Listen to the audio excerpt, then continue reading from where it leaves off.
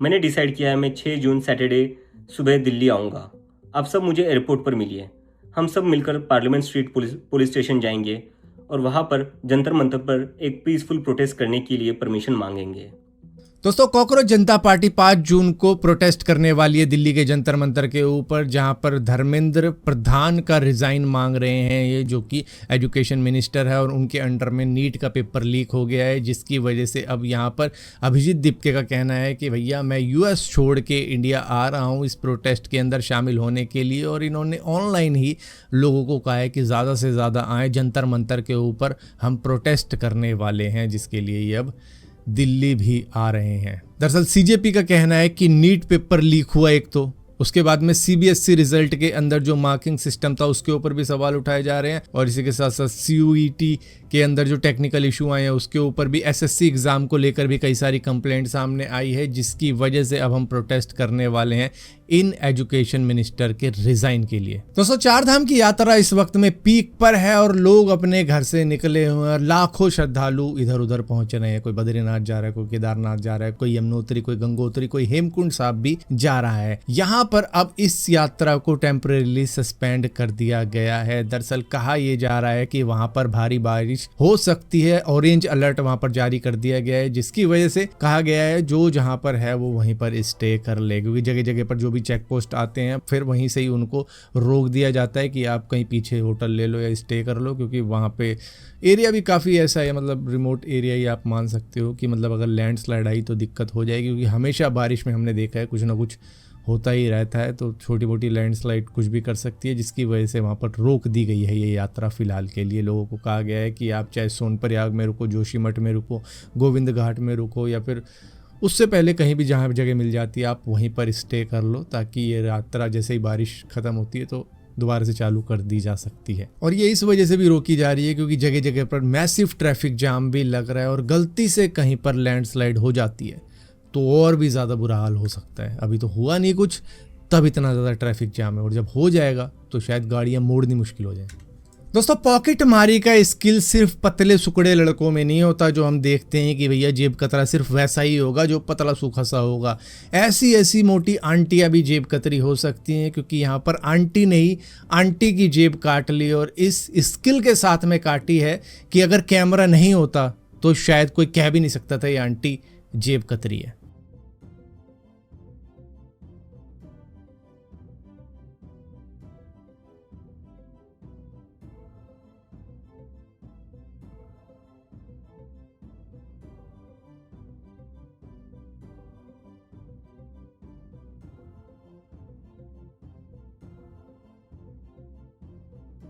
दोस्तों, दिल्ली के अंदर एक 5 स्टोरी बिल्डिंग ताश के पत्तों की तरह गिर गई,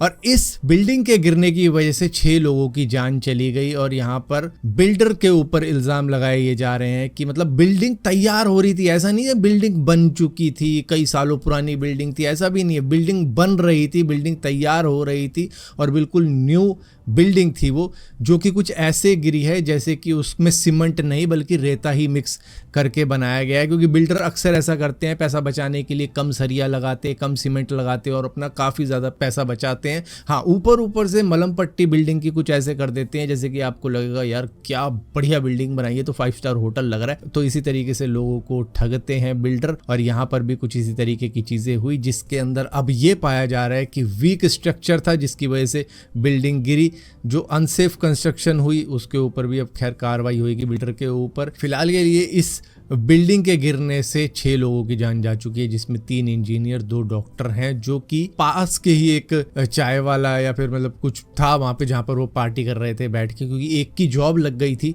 तो उसने पार्टी के लिए अपने दोस्तों को बुलाया था, तो वहाँ पर वो चाय पार्टी या फिर जिस भी तरीके की पार्टी कर रहे थे वो आसपास के ही एक ठेले पे पार्टी कर रहे थे, और ये बिल्डिंग अचानक से गिरती है और उन 6 जनों को ले जाती है। दोस्तों, जो भी शख्स विदेश जाता है पढ़ाई लिखाई के लिए, उसके माँ बाप काफ़ी ज़्यादा मेहनत करते हैं, मतलब पैसा जुटाते हैं और अपने बच्चे को वहाँ पर पढ़ने के लिए भेज देते हैं, लेकिन वहाँ जाकर बच्चे को ऐसा लगता है कि मैं शायद आज़ाद हो चुका हूँ, मैं तो यहाँ पे अच्छा खासा पैसा कमा रहा हूँ, तो मैं कुछ भी कर सकता हूँ और किसी से भी यारी दोस्ती कर सकता हूँ। जिस तरीके से जशनदीप सिंह की यारी हो गई या कह लो दोस्ती हो गई अर्शदीप सिंह से, और अर्शदीप सिंह का लिंक बन गया लॉरेंस बिश्नोई के गैंग से या कह लो गोल्डी बरार के गैंग से, जिसके बाद में अर्शदीप सिंह को तो पहले ही डिपोर्ट कर दिया गया था, मार्च महीने में ही डिपोर्ट कर दिया गया था कि उनका क्रिमिनलों के साथ में कुछ लिंक है, जिसके बाद में जशनदीप सिंह को भी अब डिपोर्ट किया जा रहा है। दरअसल वो दोस्त था अर्शदीप सिंह का, जिसको अर्शदीप सिंह के बारे में इतना कुछ मालूम भी नहीं था, लेकिन जशनदीप सिंह को अब डिपोर्ट इस वजह से किया जा रहा है क्योंकि अर्शदीप सिंह लॉरेंस बिश्नोई के गैंग से जुड़ा हुआ था या जान पहचान थी उसकी उनके गैंग से, जिसकी वजह से अब भुगतना अर्शदीप सिंह के दोस्तों को भी पड़ रहा है। तो यहाँ पर जशनदीप सिंह को अब डिपोर्ट किया जा रहा है, जिसने ट्रिब्यूनल के अंदर अपनी बात बताई है कि मुझे बिल्कुल भी नहीं पता था कि अर्शदीप सिंह का लिंकअप उन गैंग्स के साथ में है। मेरा दोस्त अगर क्रिमिनल एक्टिविटीज़ के अंदर था भी तो उसके लिए मुझे क्यों डिपोर्ट किया जा रहा है। और यहाँ पर